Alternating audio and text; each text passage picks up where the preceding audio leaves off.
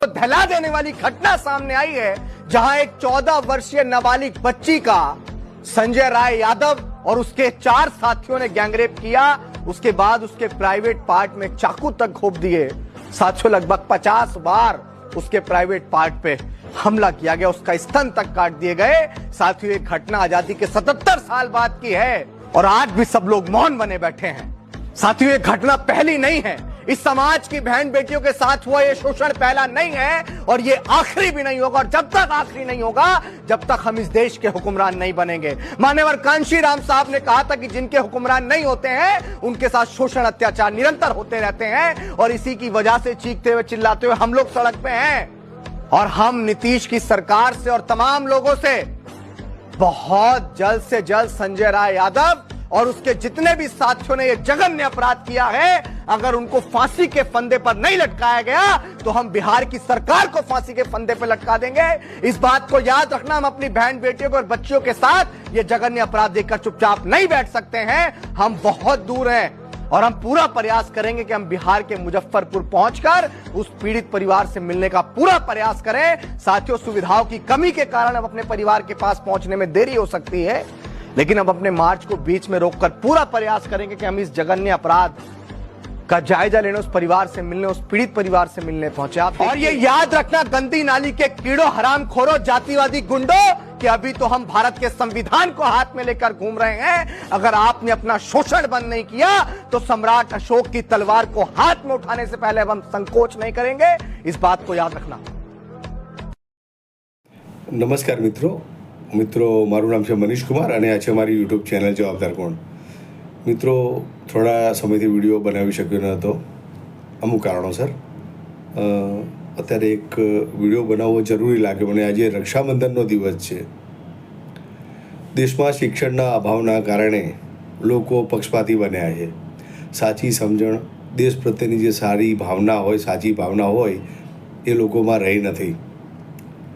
એટલે લોકો જાતિગત પક્ષપાત કરવા લાગ્યા છે અને જાતિગત જે પક્ષપાત છે તે ફક્ત અભણ વ્યક્તિઓ નથી રાખતા, ભણેલા ગણેલા લોકો પણ જાતિગત ભેદભાવ રાખતા થઈ જાય છે।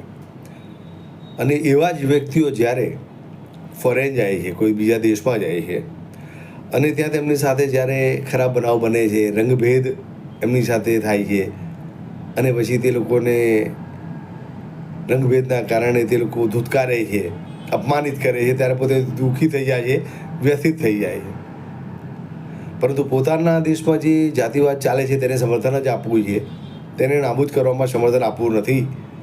આ એક દુર્ભાગ્યવાળી વસ્તુ છે। તમે વિચાર કરો, દેશમાં 2 દર્દનાક ઘટના થોડા દિવસો પહેલાં બની હતી।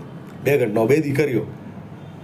દીકરી કોઈ ચોક્કસ સમાજની હોતી નથી। દીકરી તે દરેક લોકોની હોય છે, તે કોઈ પણ સમાજ હોય।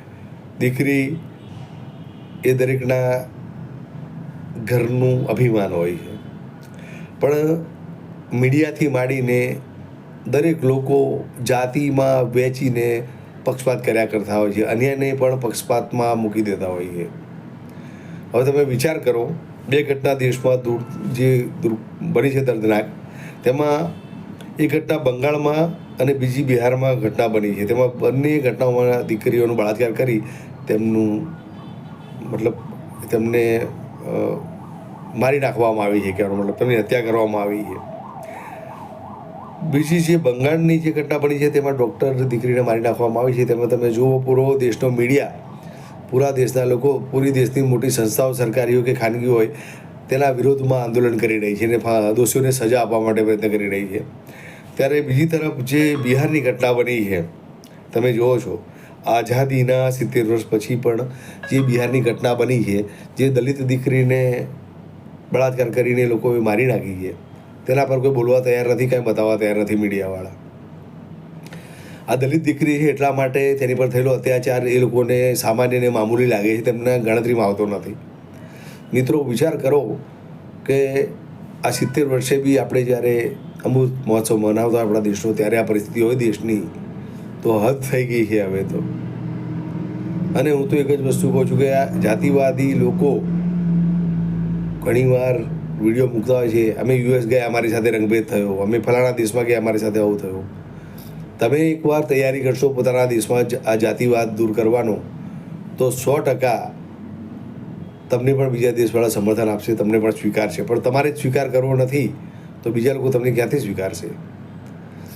તમે આની પહેલાંનો જે એક વિડીયો જોયો, જે એક ભાઈનો આક્રોશ છે, જેમણે આક્રોશ વ્યક્ત કર્યો છે આ ઘટના જે બિહારની બની છે તેની ઉપર. બહુજનની દીકરી છે, એનો મતલબ એવું કે તમે કંઈ પણ કરી શકો છો તેની સાથે. દેશમાં ધીરે ધીરે લોકો ઉકળી રહ્યા છે.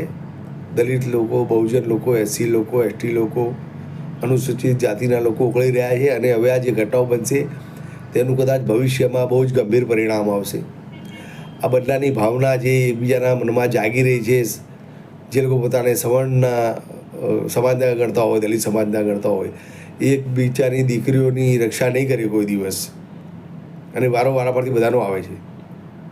અને હવે મારા વિડીયો પછી હું બીજો વિડીયો મૂકી રહ્યો છું જે દીકરીનો છે, તેનો આક્રોશ છે. તમે જુઓ, તમને ખ્યાલ આવશે કે દેશમાં કેટલો આક્રોશ ભભૂકી રહ્યો છે. ભવિષ્યમાં કોઈ દલિતની સામે સવર્ણ છોકરીનું કંઈ ખોટું થતું હશે, કોઈ દલિત એ દીકરીને બચાવવા આગળ નહીં આવે જો આવું થશે તો. કારણ કે પક્ષપાત તમારે કરવો છે તો પછી લોકોના મન પણ એવા થઈ જશે. હજુ પણ સમય છે બદલાવ, અને દરેક બે દીકરીઓને પોતાની સમજી અને તેમની રક્ષા કરો. એમના વિરુદ્ધ થયેલા અન્યાયમાં લડતમાં તમે સામેલ થાઓ. બીજું, દરેક મા બાપને પણ મારી નિમ્ર વિનંતી છે કે પોતાના બાળકને સમજાવો કે ભાઈ કોઈ પણ દીકરી હોય છે, કોઈની બહેન હોય છે, કોઈની દીકરી હોય છે, તેમની સાથે ખરાબ વ્યવહાર ના કરવો. આપણા ઘરમાં પણ બેન દીકરીઓ હોય છે, અને આજે રક્ષાબંધન જેવો પવિત્ર તહેવાર છે તો દરેકના ઘરે બહેનો આવે છે પોતાના ભાઈ પાસે રક્ષાની આશાએ.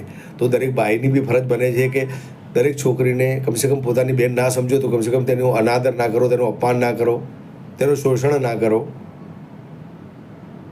અને દરેક મા બાપ પોતાના બાળકને નાનપણથી જો સમજાવે કે જેમ બેટા આપણી દીકરી છે તેમ કોઈની પણ દીકરી હોય છે, તેની સાથે ખરાબ ના કરશો તો 100% સમાજમાં પરિવર્તન આવશે એવું મને લાગી રહ્યું છે. તો આ વિડીયો મારો ખાસ એટલા માટે જ હતો કે દેશની દીકરી છે, દરેકની દીકરી હોય છે. પક્ષપાત કરશો તો ભવિષ્યમાં આનું પરિણામ બહુ જ ખોટું આવશે. તો દરેક દીકરીઓને, જે બંને દીકરીઓને ન્યાય મળે તેવો પ્રયત્ન કરો અને બંને માટે લડો. અને હવે પછી આવું ના થાય તેનું ધ્યાન રાખવું આપણે જરૂરી છે. આપણી આસપાસ આપણા બાળકોને સમજાવવું પડે. મારે પણ એક બાબો છે, હું તેને સમજણ આપું છું કે બેટા કોઈ દિવસ કોઈની દીકરીને દુભાવતો નહીં, એ પણ કોલેજ કરે છે, કોઈ દીકરીનું ખોટું ના કરતો, કાંઈ તકલીફ હોય તો કોઈને મદદ કરજો. હું મારા એક બાળક છે, મારે બાબો છે એક, પણ તો બી એને હું સાચી સમજણ આપું છું કે મારો, અને મને ગર્વ છે મારા બાળક પર, તે એકદમ ન્યાયી અને મારા જેવો વ્યવસ્થિત વ્યક્તિ છે. એ પણ કોઈ દિવસ ખોટું કામ કરતો નથી, કેમ કે મેં નાનપણથી સમજણ આપેલી છે. તે દરેક મા બાપ મારી જેમ સમજણ આપો જેથી બાળક ખોટું પગલું લેતા વિચારે. બસ મિત્રો, મારો આટલો જ વિડીયો હતો. તો આ મારા વિડીયોને ગમ્યો હોય તો લાઈક કરજો, એને શેર કરજો, અને એમાં નાની મોટી કોમેન્ટ કરજો કે આ દીકરી પર થયેલો અત્યાચાર અને જે આ ભેદભાવ છે તે યોગ્ય છે.